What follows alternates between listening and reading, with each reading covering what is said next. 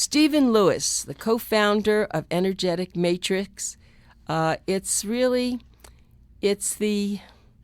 very special organization, and he is the founder, and he actually has done so much for so many people that we just feel such a privilege to have him on our show so he can impart things that probably we know inside us, but we need direction. We need to be able to have someone say that you can heal yourself. It's really up to you. And the way that I first met Stephen was through his book called Sanctuary, The Path to Consciousness. And the program he has is called AIM for short. It's all-inclusive method, the program of energetic balancing. And so if any of you would like to get his book or his audio tape, you can do that by going to aimprogram.com. AIM, A-I-M, program.com. So, Richard, I'm sorry, excuse me, I just had Richard on before. Stephen, what is it that's happening in the world today where I just don't even watch the news anymore. It is so hard for me. And you told us. Well, I have to watch the news. You gotta know what's going on. Yeah, well, but not for hours and hours. It's just too depressing. Sorry. I actually don't watch it much. I look at it online. Yeah. But you said something but you said on our show quite a few times, there's major changes in the world coming. Remember? We are in the middle of the most profound revolution anyone can imagine. And it's bizarre in that this huge, monumental event is taking place, and almost nobody knows a damn thing about it. There are the little signs that give it away, and I know I sound very much like a prime, number one, conspiracy theorist, but the little signs that give it away are just, you know what? You have an audience that's far, far greater than you would have expected it to be, let's say, 10 years ago. I think that's true. And that's true for almost everybody in this type of work. There is an undercurrent, an understanding, and it is in the language of spirituality, the true language of spirituality, which is very simple. It means that it's based upon the fact that we are all connected, we are all part of one thing. That is the hologram. What happens to me is happening to you, and vice versa. It's subtle, but it's true. And I'm not a really New Age kind of guy. I mean, I can give as references some real good major D's in Los Angeles or Las Vegas. Just not that. I'm not the kind of guy who walks around with white robes and a sign saying the end is near. That just ain't my perspective. But anyway, this is what is going on. And I think part of it is because what is happening will defy everything we have to offer except healing. Healing being fundamentally spiritual. Spiritual in the true sense of the word, in the sense of we are inclusive, not exclusive. We are all part of the same thing, once again. That is what spirituality is about. And that we are connected, and that we cannot live and act as if we are each separate, or each group is separate. We're just not. That's just not the way it looks that way, but it's just not. It's an illusion. So, and within those boundaries, we're reaching a point where pretty soon, despite all the, quote, great advances in medical science and everything else, close quote, the only recourse available to us is going to be healing. And healing has nothing to do with treating. There are conditions right now that, by definition, cannot be treated successfully. is nothing that can't be healed. And that is true at any level, from the level of the supermarket where you can read about it's a miracle, on the tabloids there, to the New England Journal of Medicine, where it speaks about an inexplicable spontaneous remission or whatever it is. Healing is a reality. It's always been there with us. And we have fashioned a life around the idea of healing. That life is kind of a Godhead. And Jesus, he came amongst us and blah, blah, blah. And Buddha did the same thing, but he did it earlier or whatever.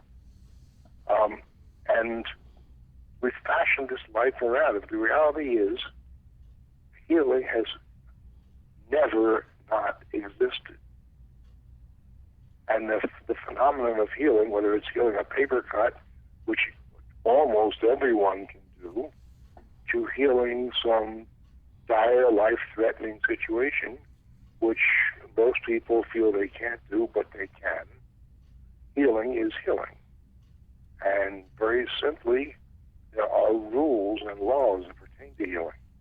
And those rules and those laws and those techniques and technologies within the spirituality is my work. That's what I do. And that's what my work is entirely about. So, and I think pretty soon, real soon, without the healing, what is happening is going to be calamitous. And that is a revolution, a huge revolution. Why is it happening? I don't know. Is it because there's too many people on the planet? Perhaps. I don't know. I mean, most species internally limit themselves when there's too many of them. Perhaps this is our method of limitation. I have no idea. But it's sure happening. And what is it going to take, Stephen, to bring about a positive change? Well, it's not what it's going to take. It's a matter of for whom it will take. I mean, as far as I'm concerned, it's working with you and with me. The AIM program is extremely important because it forces you to heal yourself. And so you're doing it, and I'm doing it. But, I mean, how many people do you know on the AIM program? Oh, I don't know, about 20, 25. Out of how many? We must have, I don't know. You said last time when we were talking you didn't think it was 1 million, but it was thousands and thousands. So I don't know. And they're all over the world, I have to assume. Well, yes, they are. Yes, they are. But it's not what we do, it's who does it. I think that there will be a thinning out of the herd, and I think that the only solution against being thinned out prematurely is going to be using the laws of the universe to heal yourself. And they're there. They've always been there. In fact, this is a unique time in that almost nobody recognizes it. And yet, there are, as a poet once wrote, ironic points of light reaching out wherever the just exchange their messages. Our people here and there and there and there will perceive it. And we find each other. And, and it's just a recognition that there is. And you tell me about someone, I tell you about someone, and it seems to work that way. I think that's just the nature of what is happening on the planet today. And I've been, we've been kind of a voice in the wilderness for quite a while. I mean, we live in this age of fantastic technology. Now, I, of course, am the designated curmudgeon. I say this. technology is great. I really like my indoor toilet and all that stuff. You know, it's terrific. I like running water. It's very cool. But if what we call technology diminishes the well-being of the population, it is not technology. It is something else that's negative, but it is not an improvement. It is not a positive technology. If it poisons the ocean, forget about it. It's no good. And on and on and on. Yep, and we're living in that kind of a life. Yeah, I've said for many years, technology is a cannibal. Mm-hmm. It must be guided and led by its dictates to follow spirituality. Spirituality must govern technology. Otherwise, you're being led by a cannibal. And if you're going to have dinner with a cannibal, aren't you curious about the menu? I mean, obviously, you may be it. Yep. So this is what is happening now, and there are signs all over the world, you know, and some of the signs are obvious and overt. Others, the different governments and leaders of the world work like hell to keep hidden. But you can only do that for so long. You can only play these games for so long. Otherwise, there's a problem. It's just like economics, you know. I mean, there's so much of something to go around. And if you use it up, think it's called money. If you use up your money on one thing, you don't have it for something else. The answer could be, if you want, well, I'll print more money.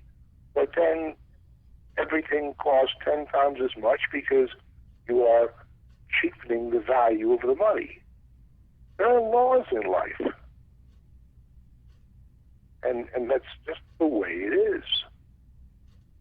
These are fundamental things, supply and demand, et cetera, et cetera. So how are the people who don't know about all this going to know? Well, I think that's your job, isn't it? Yeah, but but there are too many people to reach. Isn't that true? I mean, there are too many people to reach. I mean, I have no connections. Well, I don't expect Anita Finley to reach everybody, or I don't expect me to reach everybody. But we tell people who tell people who tell people, and that's the way it goes. Because by the time you get the authorities telling people, it's going to be so far past too late, but it's a joke. They don't do that because every move any authority makes will benefit some and not benefit others, and they can't do something that doesn't benefit. Some people that aren't benefited by something contribute money. We don't want to injure them. We don't want to inconvenience them. Well, you're going to have that happen. I don't count on that at all. I don't count on any government. And nonetheless, I do what I can to convey my message. I am a messenger. You're a messenger. And those who are supposed to hear will hear it. It's up to me and up to you to keep talking. But not stick around and watch and say, okay, what are you going to do? You have a message. Deliver it and move on and deliver your message again to another group, and another, and another, and another. And that's what your job is. That's your work. You're so encouraging. You are so encouraging, and I, excuse me, that's why I love having you on the show, because I know people are listening and they don't know what to do, where to turn, and I just try to get them to make that call, to get on your website, to be a messenger than themselves, because there is no other way. It's just what you've been saying. Well, you see, we can speak of groups of people, and those groups, they're real, and that's important. But don't lose sight of the fact that a group is made up of individuals. When individuals in an area begin to act in concert, they got themselves a group. So you must deal with yourself first. Whatever you want to call it, position to heal thyself. Or as a friend of mine I don't ask. Whatever it takes for you, you must do. And others must do the same. And you will find each other. That process has begun. That's why we've got a big audience now.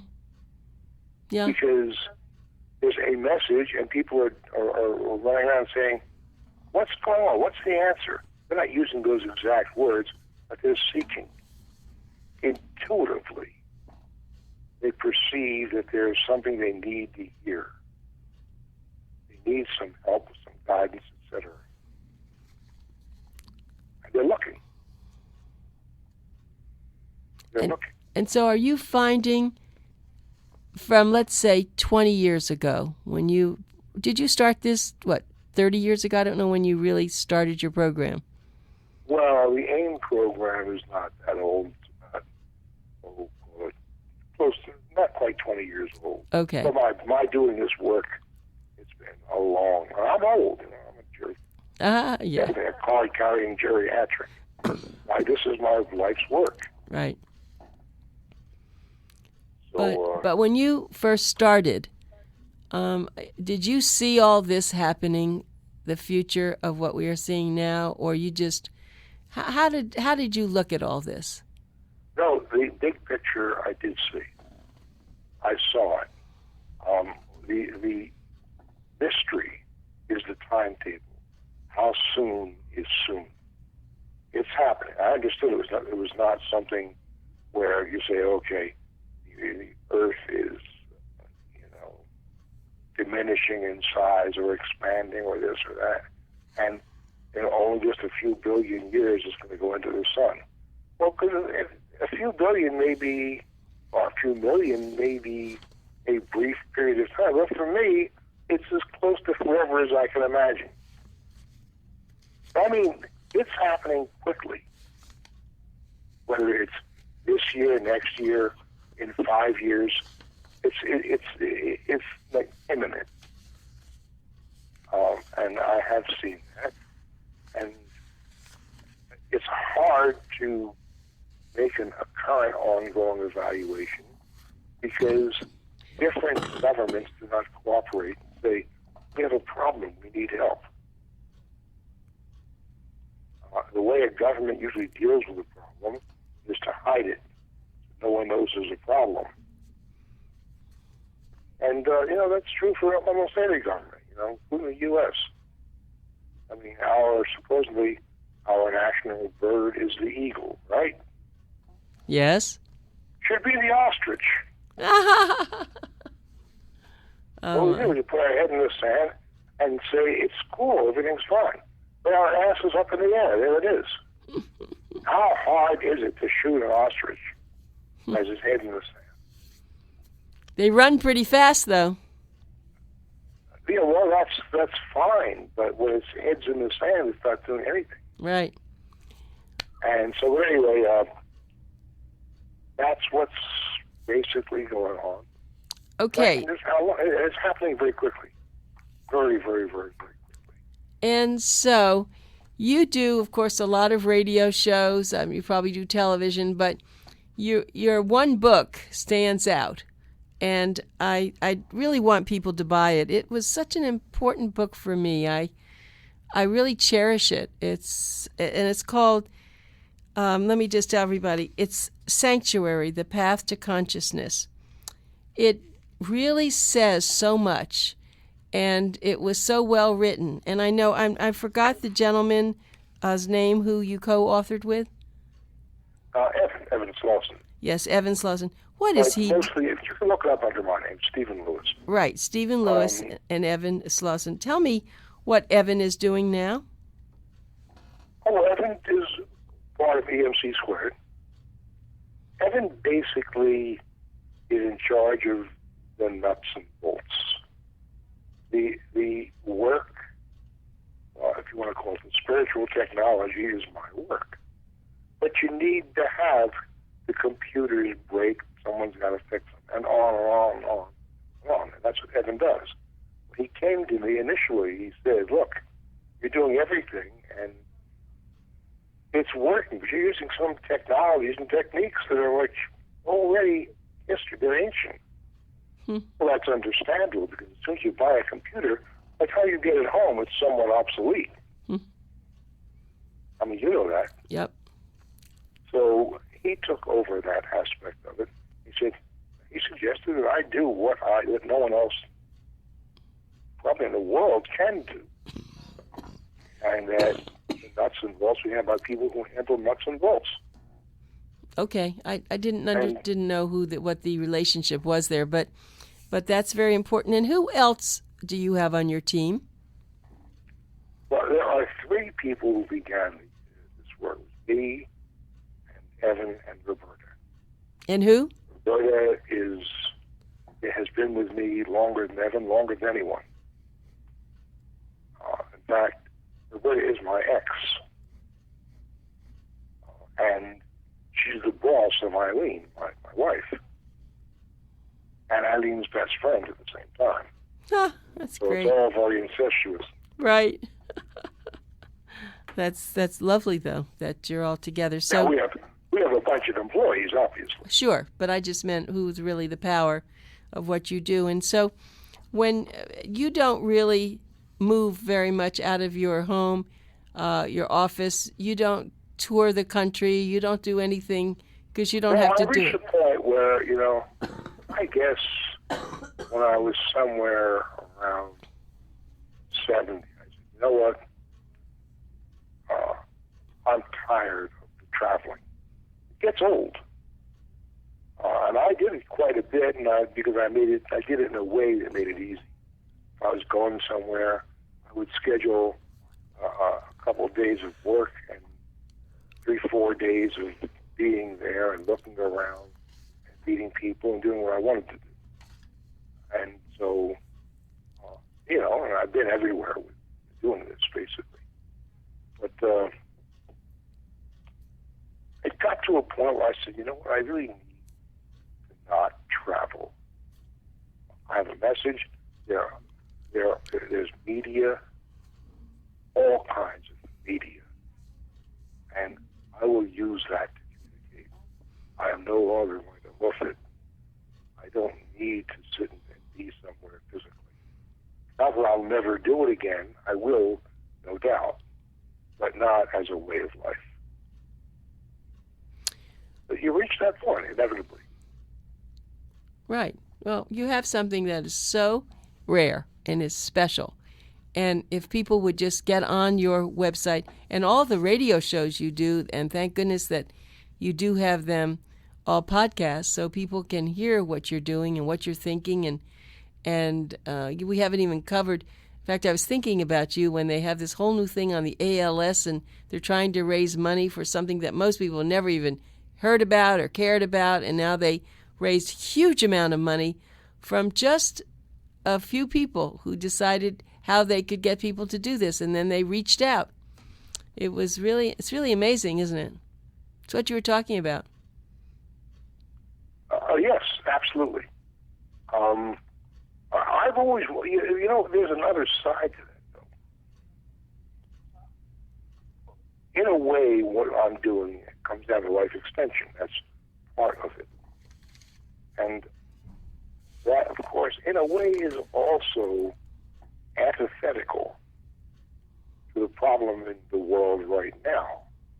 We need fewer people, or people living briefer periods of time, and we need really fewer people.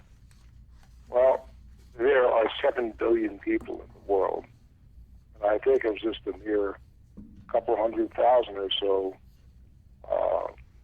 live longer. That will not affect anything. That'll work. So that's kind of my sneaky, under the wire raison d'etre, my excuse. And the fact I happen to be one of them is fine with me, obviously, and I'm sure you can say the same thing. Yes. Because if the world is going in one direction and Steve and Anita in another direction, that's okay. The world is big and we're little. Right. Don't sweat it. Well, it is an interesting time, and you really are. Has anyone ever called you, besides a scientist, a philosopher? Oh, it's happened and everyone calls me that. Yes. Yeah, I think that's Right. true. I've been called a lot of things, and some of those things are good. For many years, I had the nickname the Urban Mystic. Oh, really? The Urban Mystic. Oh, that's a good one. Yeah, some lady thought it up, and it's fine. I kind of like it. It's kind of romantic. It is. It is the Urban Mystic. Oh, I love it. That's very good. But you see, it's so interesting because I came to this world not through the world of spirituality. I came to it via quantum mechanics, physics. Right. And that's part of what's unique about this time. It was always town versus gown. Science was at odds with, it's supposed to be spirituality. It really wasn't spirituality. Science was at odds with religion. Religion is almost not a word now. The word is spirituality. That's true. Has changed. That's another manifestation of all this, because religion is fundamentally exclusionary. Right? It's listen, if you ain't a Catholic, you can't go to heaven. That's it. Suck it up and live with it. And on. Or if you're not chosen, you're excluded. Or this. Spirituality is inclusionary. We are all included. We must face that. That is not a new message, but we better listen to it. It's the same message that was 5,000 years old when Buddha wrote about and spoke about being in the oneness. Stephen, we are... It's the same oneness that Christ spoke about when he said, what you do the least of mine, you're doing to me. We are in the oneness of no more time. And, I could talk to you forever and ever and ever, but I'm going to call you later, if I may, and I really appreciate... This was quite a conversation today. This was really big time. So thank you very much, and I'll talk to you later. Okay, Anita. All right. Take care. Bye.